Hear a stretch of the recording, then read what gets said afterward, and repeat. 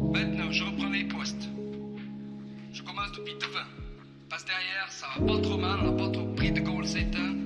Mais devant, les gars, c'était pas suffisant. Jusqu'à présent. Yeah. À Fribourg, le sport est en plein développement. Si tu veux tout savoir, va sur Cirer le banc. Va sur Cirer le banc si tu veux pas cirer le banc. C'est le meilleur podcast, y'a pas eu mieux. Grande pression sur les épaules de notre photographe aujourd'hui, car oui, à la table de Cirer le banc, nous n'accueillons pas un sportif mais un photographe. Il illustre depuis de nombreuses années les victoires de Gauthieron, les défaites aussi. Toujours avec un œil aiguisé, hein. Il voit ce que les amateurs de photos nous ne voyons pas. Adrien Perita est l'invité de Cirer le banc pour ce nouvel épisode 11. Salut Adrien, comment ça va ? Salut les gars, bien, merci pour l'invitation. Ça va très bien, merci beaucoup. Je suis également accompagné, comme d'habitude, par mon cher collègue de banc qui apprécie également capturer certains instants de vie en dehors de la banquette. Salut Romain Ediger, comment ça va ? Salut, ça va bien et toi ? Ça va nickel, trop content de vous retrouver. Première question, Adrien, on rentre dans le vif du sujet. Est-ce qu'un photographe, ça cire le banc ? Ah bah bien sûr, comme tout le monde, non, je réfléchissais à cette question hier un peu en me préparant pour ces podcasts. Et puis je pense que un peu l'équivalent pour moi de cirer le banc, c'était peut-être un petit peu au début de ma carrière, on va dire, quand j'étais encore pas professionnel. Il faut savoir que c'est hyper difficile d'obtenir des accréditations pour, que ce soit pour Gauthieron ou les autres événements. Et du coup, pour un peu me faire la main, je venais aux entraînements le samedi matin qui sont ouverts au public. Il n'y a pas besoin d'accréditation du coup. Et du coup, j'ai fait ça pendant, je pense, bien 3-4 ans. Donc, je venais faire des photos des entraînements avant de, entre guillemets, mériter une accréditation pour un vrai match. Donc, c'était un petit peu mon moment où j'ai ciré le banc à ma façon aussi. Et faire des photos des joueurs sur le banc, il y a des moments spéciaux, j'imagine.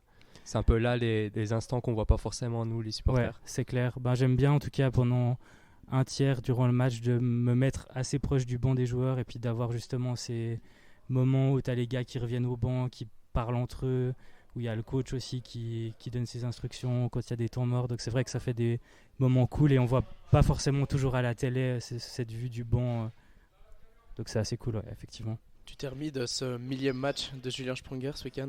C'est vrai que c'était une soirée assez chargée en émotions, déjà pour le fan que je suis à la base, pour tout le monde ici dans la patinoire. Et puis après, c'est vrai qu'il y avait quand même un gros travail à fournir aussi, à livrer. C'est vrai que là, sur les réseaux sociaux du club, on avait quand même une grosse couverture. C'était c'était l'événement Julien Sprunger qui était plus important que le match. Donc il ne fallait pas rater ces moments-là et pas se laisser non plus submerger par l'émotion, parce que c'est vrai que quand tu es sur la glace et tout, ça fait quand même quelque chose.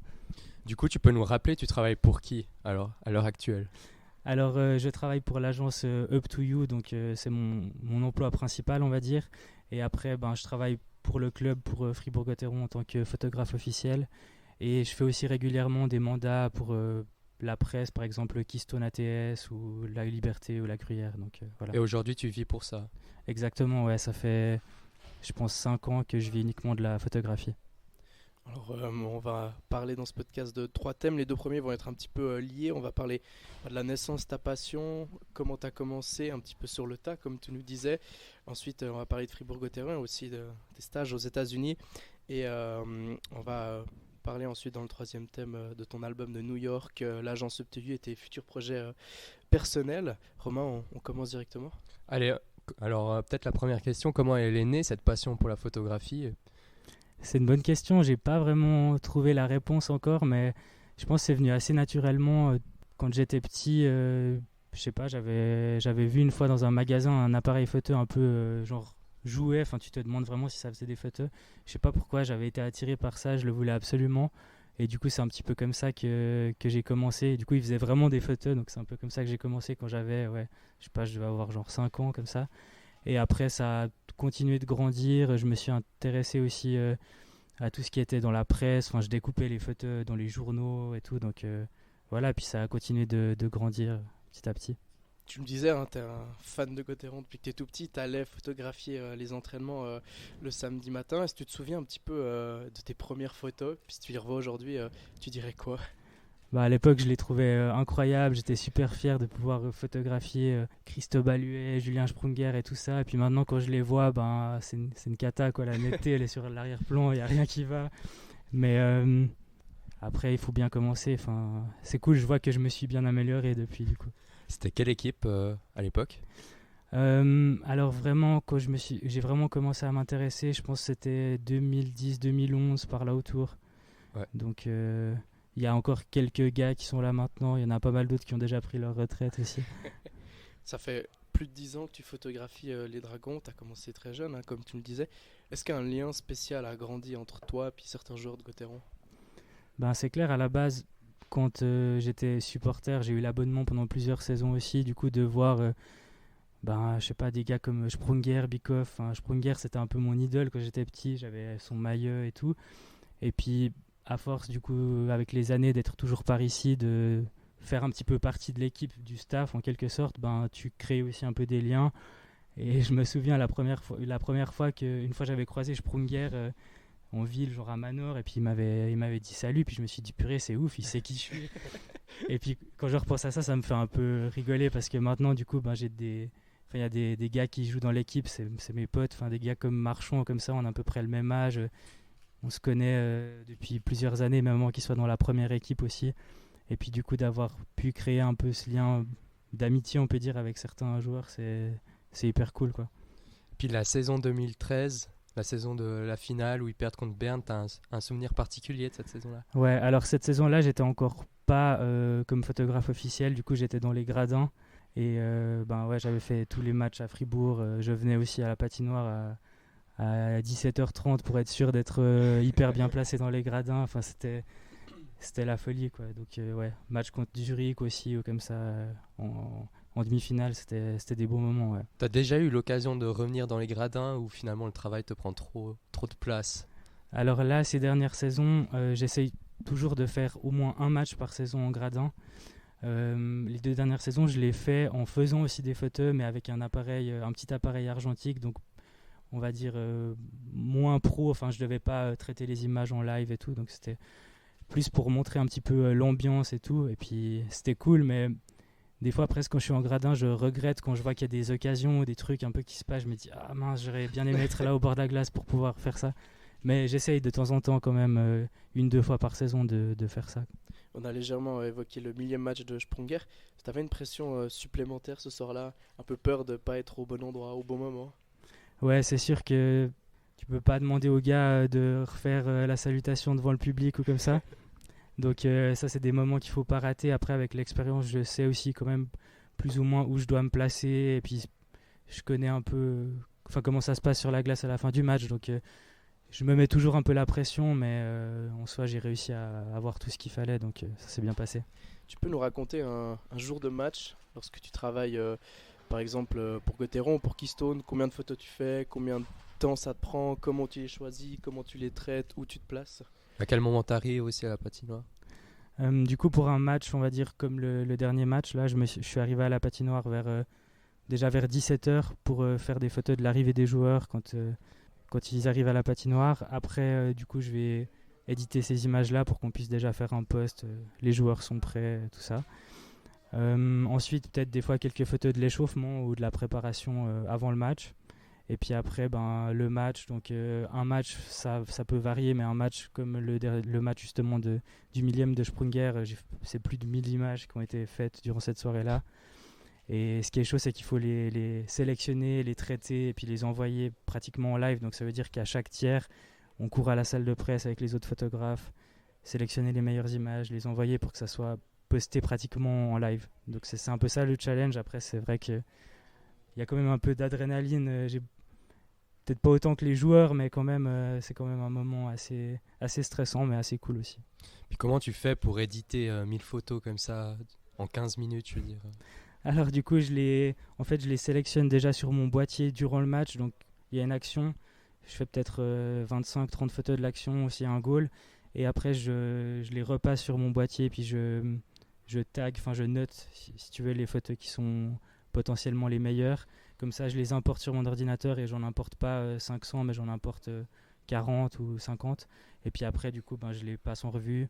J'ai un preset pour les éditer qui est déjà plus ou moins prédéfini pour pas perdre de temps. Et puis c'est comme ça que ça se passe, donc voilà. Puis après le match, tu as aussi des choses à faire, on imagine. C'est pas fini pour toi?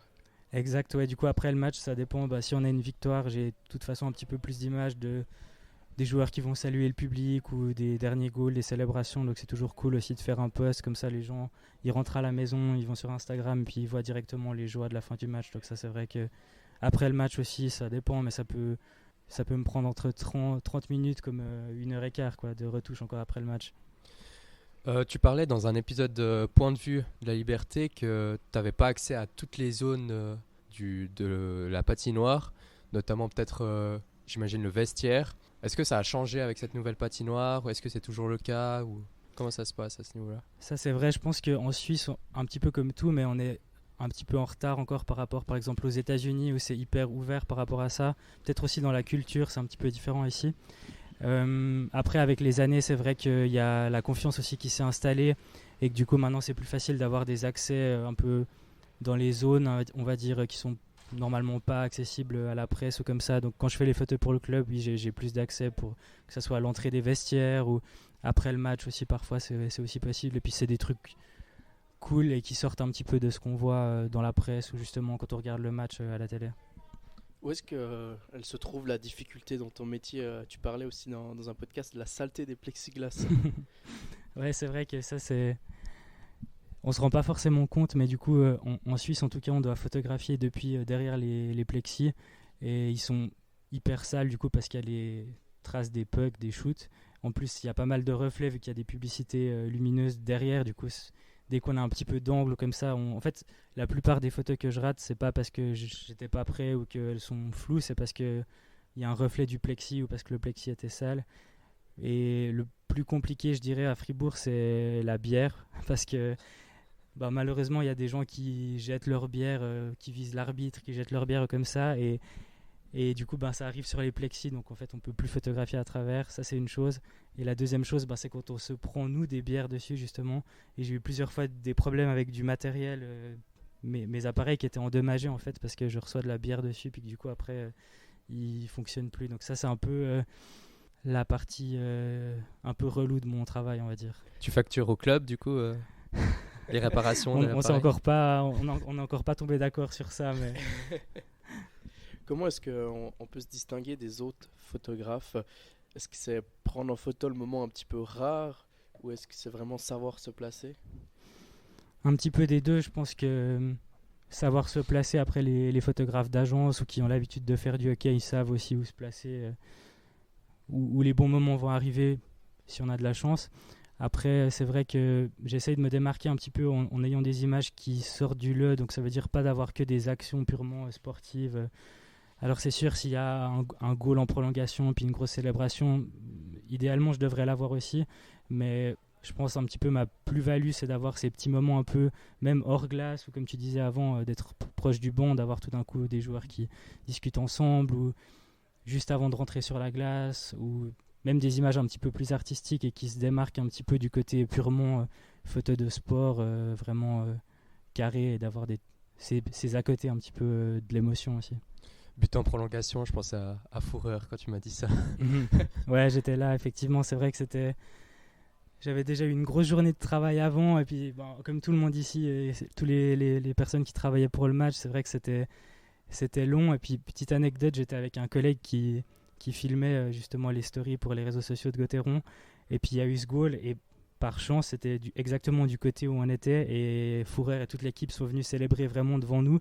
Du coup, moi, j'ai mitraillé, j'ai vraiment une photo où il y a Fourreur, je crois que c'est encore Dido, qui lèvent les bras, vraiment une très belle célébration. Et mon collègue qui était à côté, en fait, quand il y a eu le goal, il a levé les bras, et du coup, il a le goal, mais il n'a pas la célébration, il s'est laissé porter par l'émotion. Du coup, je me moque un peu de lui avec ça. Donc, c'est aussi des moments où il faut rester concentré. Donc là, vraiment, j'ai fait ma rafale, et puis après, j'ai aussi gueulé un coup pour célébrer le but. Est-ce qu'après ces matchs que tu décris quand même haut en intensité, parce que tu as vraiment beaucoup de fer, t'es lessivé? Ouais, clairement. Ça dépend des matchs. Il y a des matchs un peu plus tranquilles, je pense, pour vous aussi. Et si vous devez couvrir un match, des fois, il y a des matchs, c'est OK, et d'autres matchs qui sont plus intenses. Typiquement, le millième match de Sprunger, ou bien des matchs qui partent en prolongation, ou les matchs de play-off aussi, c'est des gros matchs. Puis c'est vrai que ça demande beaucoup de concentration pour ne pas rater les moments. Et puis après aussi pour être efficace pour l'editing, on voit vite les photos. Donc ouais, c'est sûr que je suis pas autant fatigué que les gars qui jouent, mais je suis quand même assez fatigué à la fin des matchs. Entre tous ces matchs de Gauthieron, tu as eu l'occasion de partir en janvier 2020 à Ottawa. Comment ça s'est passé ce stage là-bas? Alors c'est vrai que c'était un petit rêve pour moi, enfin un petit rêve, un grand rêve pour moi même de pouvoir découvrir un jour la NHL déjà en tant que spectateur et puis normal ensuite en tant que photographe. Et du coup j'avais contacté le photographe de l'équipe là-bas d'Ottawa que je suivais sur Instagram depuis plusieurs années. Je me suis dit bon, je lui envoie un message, salut, c'est Adrien, je suis un petit photographe suisse, j'aimerais bien venir photographier de la NHL un jour. Et puis je me suis dit je lui envoie ça. J'attends pas forcément de réponse, si ça se trouve, il va jamais voir mon message, je vais jamais avoir de nouvelles. Et du coup, avec le décalage horaire, le lendemain matin, je me réveille, et puis je vois qu'il m'avait répondu. Il avait été voir mon travail, et puis il était impressionné par ce que je faisais pour mon âge, et puis il m'a dit quand est-ce que tu peux être à Ottawa, au Canada? On organisait ça, quoi, donc c'était assez cool. Ouais. Comment t'es parti comme ça, sans un coup de tête, d'un coup là-bas? Qui a payé ce voyage aussi? Ouais, alors c'est vrai que j'avais même pas de passeport, en fait, j'étais jamais sorti de l'Europe, du coup je me suis fait un passeport et puis je pense 3 semaines après j'étais là-bas. Donc c'est pas j'ai pas gagné de l'argent avec ça, on va dire. J'ai eu quelques contre-prestations, on va dire, là-bas, mais c'était plus un peu un rêve pour moi et puis j'ai pris ça un peu comme 2 semaines de vacances où je peux profiter de faire ce que j'aime. Mais du coup, tu as couvert ces 4 matchs, c'est ça, hein? Ouais, comment ça s'est passé ça? J'ai fait 4 matchs là-bas. C'était assez cool. Déjà, il y a tout qui est x10 au niveau des dimensions là-bas. Ouais. Donc c'est assez fou. Tu débarques là-bas. J'étais vraiment le petit Suisse. J'avais l'impression de nouveau devoir un peu cirer le banc du coup. Et le photographe de là-bas m'a un peu pris sous son aile, m'a tout expliqué, montré comment il travaillait. Puis c'était cool. Après chaque match, il me faisait aussi un petit feedback sur mon travail, qu'est-ce que je pouvais faire pour progresser et tout. Donc c'était vraiment ouf comme expérience. Quelles sont les grandes différences avec la Suisse? Alors j'imagine plus grand, plus impressionnant, mais tu as remarqué des choses qui étaient assez particulières? Au niveau purement photographique, on va dire, il y a déjà tout qui va plus vite. Ça c'est assez ouf. Après, un truc qui change pas mal, on parlait des plexis un peu sales ici. Là-bas, en fait, il y a des ouvertures, il y a des trous qui sont percés dans les plexis, juste pour pouvoir passer l'objectif. Du coup, c'est cool parce que t'es vraiment littéralement sur la glace presque. Et t'as pas de reflet, il y a personne qui jette des bières là-bas aussi, j'ai remarqué.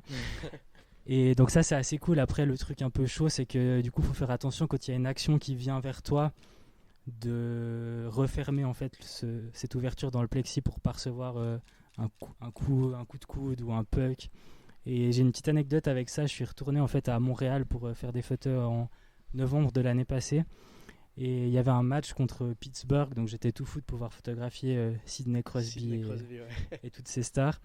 Et en fait, à un moment pendant le match, il y avait Chris Letang, le défenseur de Pittsburgh, qui était derrière le goal pour faire un dégagement. Il y a un joueur de Montréal qui est venu pour faire un peu le pressing. Et en fait, il a dégagé le puck. Et il a dégagé le puck exactement à l'endroit où j'étais. Et du coup, moi, j'étais en train de faire des photos. Et en fait, le puck, il a tapé mon objectif. Et heureusement, il avait shooté tellement fort que le puck, il a continué sa route. Donc, personne n'a remarqué. Mais j'ai vraiment un objectif qui est pété, en fait, qui est déformé parce que j'ai reçu un shoot d'un défenseur de NHL dessus. Et du coup, je vous cache pas que les 10 minutes d'après, j'étais pas hyper serein pour faire mes photos à travers l'ouverture du plexi. Et en fait, là, genre une semaine après, il y a eu un peu une situation similaire dans un autre match. Sauf que le photographe, il avait son cache, son pare-soleil qui était sur l'objectif. Et du coup, quand il a reçu le shoot, le truc il s'est cassé, il est tombé sur la glace. Et il y a eu un goal juste après. Ils ont dû annuler le goal parce qu'il y avait un objet qui était sur la glace. Donc je me dis que le photographe qui était à cette place-là, il a dû avoir un peu des problèmes. Donc j'ai eu entre guillemets de la chance dans mon malheur. Mais ouais, c'est une petite anecdote qui m'a laissé une bonne marque du coup sur un objectif. Parce que t'as deux appareils photo durant le match, c'est ça, hein? Ouais, exact. Ouais, en général, je shoot avec 2 appareils, avec 2 objectifs différents. On va dire plutôt un zoom et puis un plutôt grand angle pour pouvoir un peu m'adapter en fonction de ce qui se passe sur la glace. Ouais. Tu as évoqué justement ton passage à Montréal en novembre 2022 pour les Canadiens de Montréal. Explique-nous comment est-ce que tu es allé de nouveau photographier de la NHL? Du coup, Ottawa, c'était hyper cool. Après, Ottawa, c'est pas forcément une... Enfin oui, là-bas, toutes les villes au Canada sont passionnées par le hockey, mais c'est quand même différent de Montréal. Montréal, c'est le Centre Bell, c'est vraiment le club de hockey. Quand tu penses au hockey, tu penses à Montréal, je pense assez facilement. Du coup, je me suis dit, si j'arrive à pouvoir au moins voir un match là-bas et puis faire des photos, ça serait trop bien. Et du coup, j'ai repris contact un peu avec les gens que j'avais rencontrés à Ottawa, justement. Puis ils m'ont un peu dit, bon, tu peux tenter, mais Montréal, c'est hyper dur d'avoir des accréditations. Ils ont tellement de demandes, normal, quoi. Mais du coup, j'ai voulu encore plus tenter quand on m'a dit que c'était difficile. Et j'ai envoyé des dizaines d'emails qui sont restés sans réponse. Puis jusqu'au jour où tout d'un coup, la responsable image du club m'a répondu. Et en fait, c'était un peu drôle parce qu'elle m'a dit qu'elle était venue en Suisse l'été d'avant et qu'en fait, elle avait parlé de Fribourg-Gotteron avec des amis et puis que du coup, elle avait déjà vu mes images. Donc, c'était vraiment un immense hasard de tomber sur une personne à Montréal qui avait déjà entendu parler de Gotteron et tout. Et de toi aussi. Et du coup, elle m'a dit, dis-moi quand tu as envie de venir et puis on organise ça. Donc, j'ai fait 3 matchs là-bas aussi. C'était assez différent d'Ottawa. C'était vraiment plus la folie, quoi. La patinoire, elle était pleine tous les soirs, même que l'équipe, elle était pas hyper forte. C'était quand même assez cool, quoi. T'avais une mission particulière quand tu couvrais les matchs? Non, là, c'était assez différent de quand je fais les matchs pour Gotteron. J'étais un peu en mode photographe invité, on va dire. Donc, j'avais zéro pression. Je faisais un peu parce que je voulais, parce que après, là-bas aussi, c'est pas comme à Fribourg où tu peux te déplacer un peu autour de la glace. Là-bas, t'as une place, t'es assis à la même place pendant tout le match et tu bouges pas. Donc c'était un peu un challenge de réussir à faire des images quand même un peu cool et variées. Mais j'avais pas de pression, j'étais vraiment en mode invité. Après, je leur ai envoyé les photos. Enfin, on avait un petit deal comme ça, mais j'avais pas du tout de pression, donc ça c'était aussi cool. Est-ce qu'il y a, Excuse-moi. est-ce qu'il y a une de tes photos qui est quand même sortie sur le compte Insta ou quelque chose comme ça, notamment à Montréal? Non, j'ai pas eu cette chance. Après, c'est vrai qu'eux, ils ont un gros staff. Hein. Je disais qu'il y avait tout qui était x10 là-bas, c'est aussi x10 pour le staff communication et tout. Du coup, j'ai pas eu cette chance malheureusement, mais je les ai publiés moi et puis c'est quand même un souvenir et puis une bonne référence aussi pour ma carrière. T'as aussi eu l'occasion de faire des photos argentiques là-bas à Montréal, c'est juste? Ouais, alors ça c'est vrai que c'est un truc que j'essaye de faire du coup depuis, on va dire 3 ans en tout cas à Fribourg, de faire aussi un petit peu une série un peu à côté à l'argentique, un petit peu différente aussi. Un truc que justement là-bas ils faisaient pas du tout. Donc ouais, effectivement j'ai aussi fait des images à l'argentique. Comment est-ce que tu fais pour avoir autant d'idées après tant d'années, genre pas toujours faire les mêmes photos, pas toujours avoir les mêmes joueurs, comment est-ce que tu fais pour te renouveler? J'essaie justement d'aller chercher un petit peu ces à côté, que ça soit avec de la photo argentique ou des trucs un peu différents de la photo classique de sport, parce que c'est vrai que si on se limite, on va dire, aux actions et à ce qui se passe vraiment tout le temps sur la glace, c'est vrai que ça peut être un peu long, quoi. Tu te retrouves en février à photographier un match contre Langnau un mardi soir. Des fois, j'avoue que peut-être t'as un peu moins d'inspi pour faire des trucs, mais en tout cas là, depuis le début de la saison, j'essaye de me dire à chaque match de sortir au moins une image un peu différente. Est-ce que tu as un peu des références dans le milieu de la photographie? Je regarde pas mal ce qui se fait du coup en NHL parce que c'est vrai que là-bas ils sont, il y a tout qui est différent. Enfin, ils sont quand même pas mal avancés. Donc il y a pas mal de photographes. Je suis la plupart des photographes des clubs de là-bas. Après, par exemple, un photographe, c'est un photographe un peu old school, mais Bruce Bennett, il est photographe pour la ligue, pour la NHL là-bas. Et puis là, il a fait un post Instagram hier qu'il commence sa 50e saison, donc c'est assez fou de voir des gens comme ça. Du coup, quand il faisait les photos à l'époque, il faisait les photos des matchs de hockey à l'argentique, mais c'était pas pour le kiff comme moi, c'était juste que il y avait que ça. Et puis du coup, maintenant, c'est assez cool de voir ce qu'il a fait et puis de suivre un peu ces gars là-bas aussi. Justement, dans ces photos à l'argentique, j'aimerais bien revenir dessus. Est-ce que c'est plus compliqué de shooter du sport avec l'argentique? Ouais, c'est clair. Alors, je me suis encore jamais trop risqué à vraiment photographier des actions à l'argentique parce que ça demande quand même des réglages et tout, que c'est un peu compliqué d'avoir avec des appareils anciens et puis de la pellicule. Enfin, respect pour les photographes qui devaient vraiment faire ça à l'époque. Mais du coup, je me concentre plus un peu sur, comme je te disais avant, les moments insolites ou même un peu les supporters. Où justement, j'ai fait des photos. J'étais allé un match en gradin et du coup, j'avais photographié. J'avais fait des photos autant genre dans les buvettes quand il y avait les bières qui étaient prêtes avant les pauses ou bien je sais pas, j'avais photographié, j'avais fait une photo des pissoirs parce qu'il y a les écrans. Je trouvais ça drôle. Du coup, un peu des trucs comme ça, un peu presque absurdes des fois, qui font un peu sourire, mais pas vraiment des actions pures de jeu, on va dire. Puis il y avait aussi une photo de Christian Dubé à l'interview, je crois. Exact, ouais. Quand tu arrives comme ça, tu te places devant lui, tu fais la photo, il y a le gros flash, est-ce qu'il lève la tête et il se pose des questions ou il a trop l'habitude? Non, alors là, j'avoue que j'ai un peu profité parce que du coup, il répondait aux questions des journalistes après le match. Du coup, il y avait 3-4 journalistes qui étaient devant lui. Et puis du coup, moi, je suis passé, j'ai fait ma photo, je suis reparti.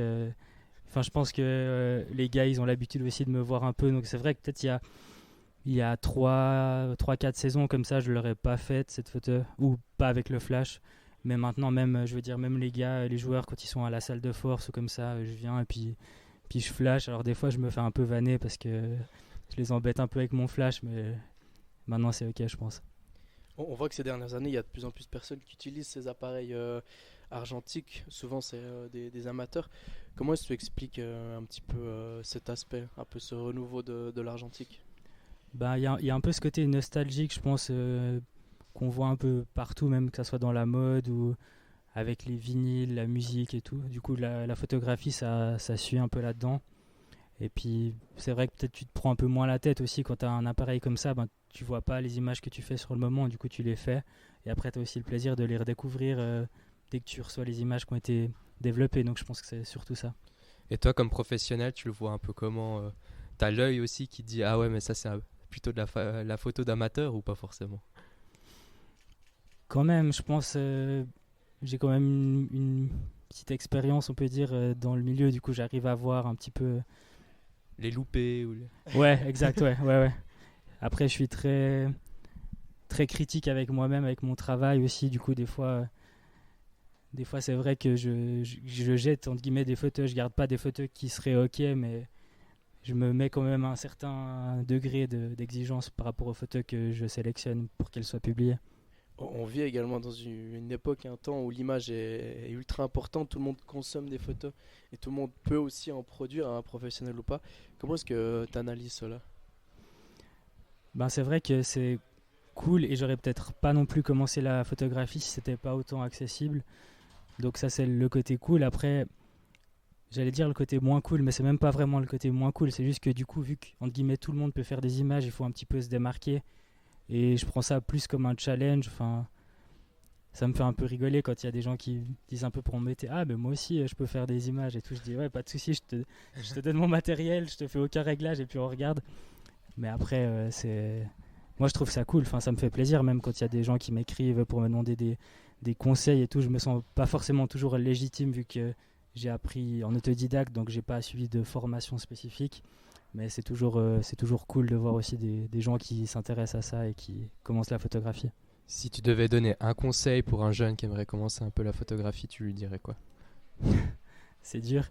Je dirais un petit peu comme moi, conseil un peu basique, mais de pratiquer, de s'entraîner si tu veux faire de la photo de sport et puis que tu n'as pas d'accréditation, comme tu commences une ligue inférieure où tu vas photographier des entraînements, tu vas photographier tes potes qui font du sport. C'est, je pense, le meilleur moyen d'apprendre, c'est de faire en fait. À Fribourg, le sport est en plein développement. Si tu veux tout savoir, va sur Cirer le banc. Va sur Cirer le banc si tu veux pas cirer le banc.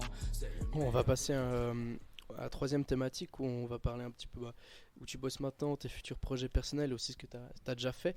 Alors tu as reçu pas mal de prix à ton jeune âge, là tu as 25 ans, si je dis presque 25, c'est ça? Bientôt, ouais. Tu étais premier du concours de l'Aglo Fribourg en 2018, tu as gagné un concours IFOLOR Ma Suisse Ta Suite en 2018, tu étais 6e du prix concours Le Temps La Suisse hors des clichés en 2017, tu as également été 7e en 2017 pour Agrimage. Est-ce que c'est important dans le monde justement de la photographie professionnelle d'avoir ces distinctions? Non, pas du tout. Là, je suis presque un peu gêné que tu me sortes tout ça parce que pour moi, c'est des trucs vraiment qui n'ont pas une grande importance, je dirais, peut-être à part le prix de l'Aglo de Fribourg où là, c'était quand je débutais, on va dire, un peu ma carrière professionnelle et que du coup, c'était cool d'être un peu validé par un vrai jury et d'avoir quand même un gros prix. Après, les autres, c'était plus des petits trucs auxquels j'ai participé un peu comme ça.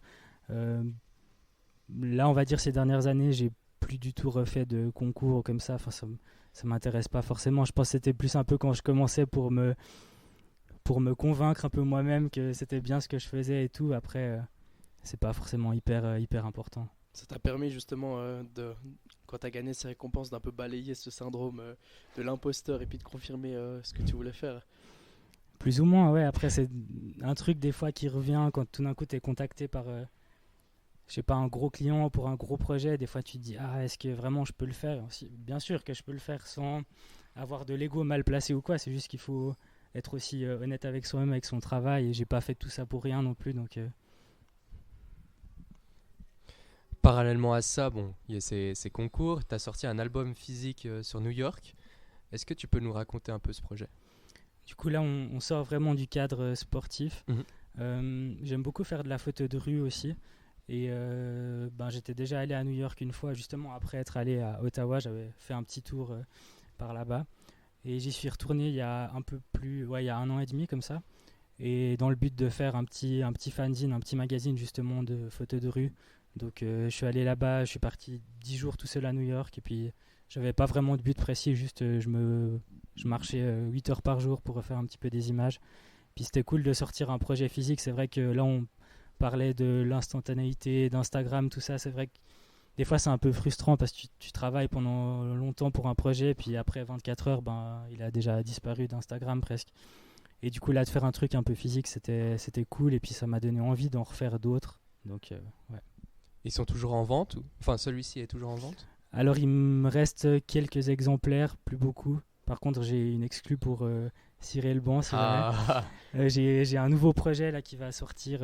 J'ai encore pas de date précise parce qu'il n'est pas exactement terminé, mais ça sera, on va dire, fin octobre, début novembre, on verra.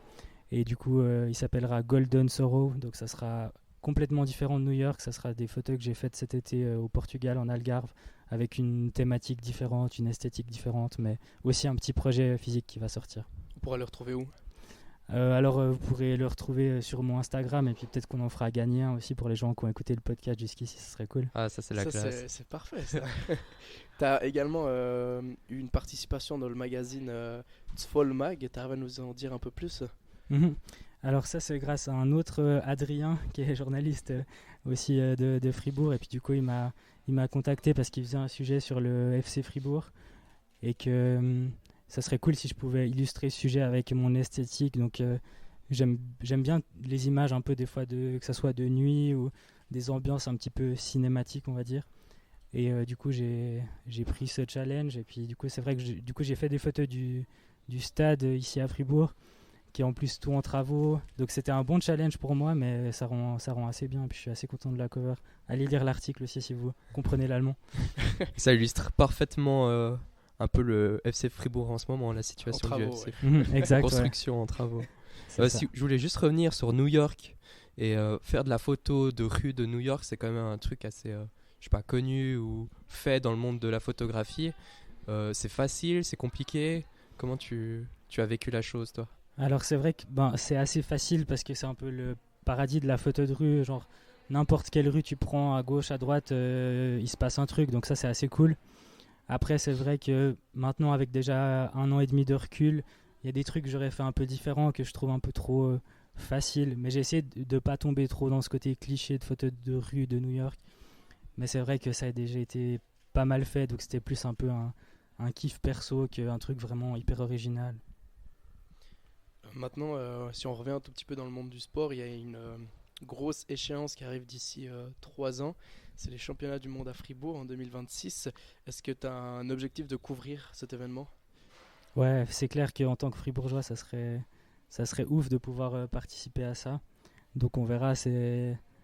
Dans 3 ans, ça me paraît à la fois assez proche, mais c'est en même temps tellement loin. Du coup, on verra. Mais effectivement, ça serait cool de pouvoir participer à ça dans ma ville. Est-ce que tu as d'autres projets en tête? Tu nous as parlé de ton prochain projet physique qui sort d'ici 1 mois et demi, mais est-ce que tu as d'autres choses que tu as envie de faire? Toujours plein de choses, plein d'envies. Niveau sport, c'est vrai que de pouvoir participer une fois aux Jeux Olympiques, en tant que photographe bien sûr, ça serait un kiff. Donc à voir, c'est encore un level en dessus de la NHL, on va dire quand même. mais ça serait cool. J'aime bien mettre des objectifs assez élevés, puis ça me motive à aller les chercher. Quand j'ai commencé la photo à Gauthieron, quand j'allais photographier les entraînements, je me disais si un jour je peux photographier un match de Gauthieron, ça serait incroyable. C'était fait. Après, je me suis dit l'équipe suisse, j'ai aussi fait des trucs pour eux plusieurs fois. Après, c'était la NHL. Du coup, on va dire l'étape un peu suivante, ça serait des Jeux Olympiques ou Championnat du Monde aussi, ça serait cool. Tu as photographié du hockey sur glace, du tennis, je crois aussi. Il y a d'autres sports que tu aimerais qui t'attirent? Je suis assez ouvert à la nouveauté. C'est toujours cool de découvrir des nouveaux sports, des nouvelles façons de photographier. Dernièrement, j'ai photographié du BMX freestyle pour l'UCI avec mon pote Rochka, que je salue d'ailleurs. Et c'était assez cool de découvrir un nouveau sport, un monde que je connais pas du tout. Donc c'est assez cool. C'est assez cool d'avoir un peu des challenges comme ça aussi. Là, je vois juste sur la télé qu'il y a de la MotoGP qui est en train de faire. Est-ce que des sports motorisés comme la F1 ou de la moto, ça t'intéresserait aussi? Ouais, alors ça, j'avoue que c'est un monde auquel j'ai commencé à m'intéresser il y a pas longtemps, notamment grâce à Netflix aussi, un peu comme pas mal de monde, je pense. Et c'est vrai que ça serait assez cool aussi de pouvoir shooter ça, qui est hyper différent du coup du hockey ou de ce que j'ai l'habitude de faire. En dehors du sport, est-ce que tu as un rêve un petit peu justement de photographe encore? Des rêves, j'en ai toujours un petit peu. Après, c'est dur de te sortir un truc précis comme ça, mais je dirais de pouvoir continuer à vivre de la photographie, à vivre de ma passion, et puis de continuer à faire des trucs que j'aime, donc que ça soit voyager ou rencontrer des personnalités qui m'intéressent, ou de voir des sports que j'aime aussi. Enfin, simplement de continuer, en fait, je pense que c'est ça le plus grand rêve. Actuellement, tu vis de ta passion, tu es photographe professionnel. Et c'est quand même compliqué en Suisse de vivre justement de cette passion. C'est vrai qu'avant de pouvoir vraiment faire uniquement de la photographie, j'ai un apprentissage d'employé de commerce, en fait, à la base, une formation d'employé de commerce. Et du coup, il y a eu quand même, je pense, on va dire 3-4 ans, en tout cas, où j'étais un peu dans cet entre-deux, où j'avais un petit peu des mandats pour de la photographie, pour la presse notamment, mais ça ne me permettait pas de vivre que de ça. Du coup, j'avais peut-être encore des tafs d'employé de commerce. Et puis, c'était un peu dur de passer ce step, on va dire. Mais maintenant qu'il a été fait, je pense que c'est cool. Tu te fais aussi un nom petit à petit, tu rencontres du monde. Donc maintenant, on va dire que je suis gentiment établi et puis que j'espère que ça va continuer comme ça. Est-ce qu'on peut dire que photographe, c'est quand même un job de passionné, parce que tu travailles le week-end, si tu fais les matchs de sport, tu travailles tard le soir, t'as pas forcément des horaires faciles, donc... Et pas forcément un salaire non plus voilà, énorme. C'est quand même un taf qui demande beaucoup d'implication, et peut-être qu'en retour, t'as pas forcément énormément de choses. Est-ce que tu décrirais ça comme un vrai taf de passionné? Ouais, je pense que c'est vraiment un travail passion. Puis la preuve, c'est que même quand j'ai des grosses journées... le soir, je rentre chez moi, qu'est-ce que je fais? Je regarde encore des livres de photos, ou je sors de chez moi pour aller faire de la photo de rue dans mon quartier. Donc, des fois, il y a eu des fois des phases où j'ai dû un petit peu calmer, on va dire, un petit peu couper ou quoi. Mais même, là, tu vois, cet été, je suis parti en vacances. Au final, je reviens et puis j'ai fait un projet pendant mes vacances, alors que c'était pas forcément le but. Mais du coup, ça, c'est vraiment du kiff. Après, c'est vrai que des fois... Enfin, je pense que je peux pas me plaindre parce que je vis de ma passion, mais après c'est sûr que ça demande quand même une grande implication dans ma vie. Enfin, ça prend beaucoup de place dans ma vie en fait. T'es déjà parti en vacances sans appareil photo? Non, jamais. Je pense pas que je pourrais. Là, typiquement mes dernières vacances, c'était déjà un effort de me limiter à 2 appareils photo. Donc, je pense que ça serait compliqué, mais peut-être un jour où je devrais vraiment couper et puis partir sans appareil photo, sans réseaux sociaux aussi. À Fribourg, le sport est en plein développement. Si tu veux tout savoir, va sur Cirer le banc. Va sur Cirer le banc si tu veux pas cirer le banc. On passe à notre dernier petit jeu, hein, la banquette. Alors, on a décidé de changer un tout petit peu pour cet épisode. Romain, il t'a demandé de prendre tes 5 photos préférées de sport, alors que tu vas nous décrire un peu puis nous dire pourquoi est-ce que c'est tes photos préférées. Alors, on peut pas vous les montrer en podcast, mais rendez-vous sur notre Instagram, comme ça vous pourrez les découvrir. On commence par la première. Qu'est-ce que c'est? Bon, déjà, c'était difficile de choisir 5 images parce que j'en vois des milliers passer chaque année. Du coup, je me suis limité entre guillemets à 5 images de sport pour faire honneur au thème du podcast aussi. Du coup, la première, on en a parlé avant, c'était c'était mon premier match en NHL et c'était à Ottawa contre Montréal du coup. Donc c'est une photo de Carey Price qui est debout devant son but et en fait il a le regard, on pourrait croire qu'il regarde presque dans mon objectif, mais c'est parce qu'en fait il y a juste le puck qui passe devant. Donc c'était un moment qui a duré, j'allais dire une seconde, mais même pas une seconde.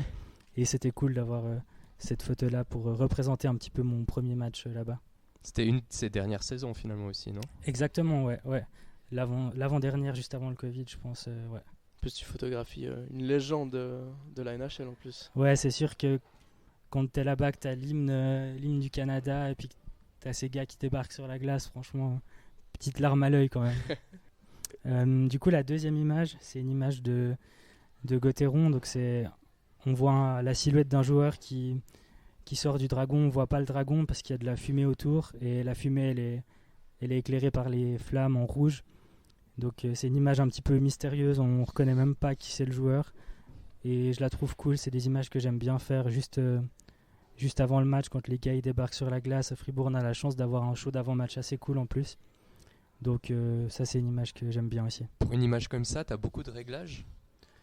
Ou t'as déjà une idée avant de faire cette photo, plus ou moins ce que tu voudras? Ouais, là, à force de faire des dizaines de matchs par saison, je sais qu'à ce moment-là, il fera nuit, mais que du coup il y a le feu qui va rajouter de la lumière et du coup je sais plus ou moins quel réglage je dois faire.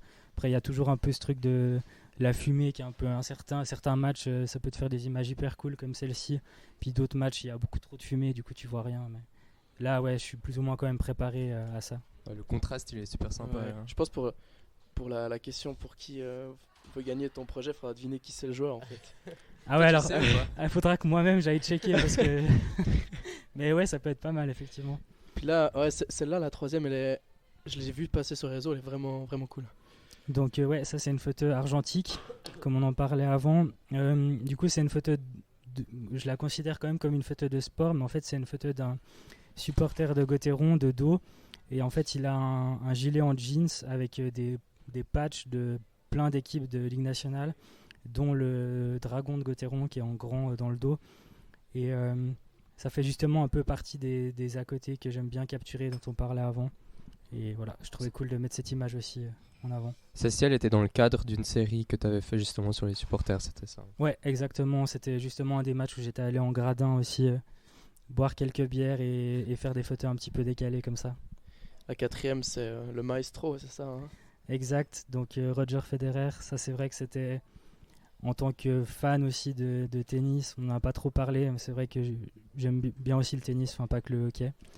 Et du coup c'était un rêve, on parlait des rêves aussi, un rêve de pouvoir photographier Federer, donc c'était en 2017 ou 2018, je sais plus exactement, mais il y avait un match for Africa à Zurich contre Andy Murray.